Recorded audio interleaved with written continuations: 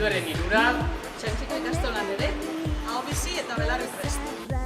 Euskal Herritarrak eta Euskalduna garelako animatu esperientzia honetan parte hartzera. Ugariak ere animeka honetan zituen. Saiakera gabe ez dago emaitzarik.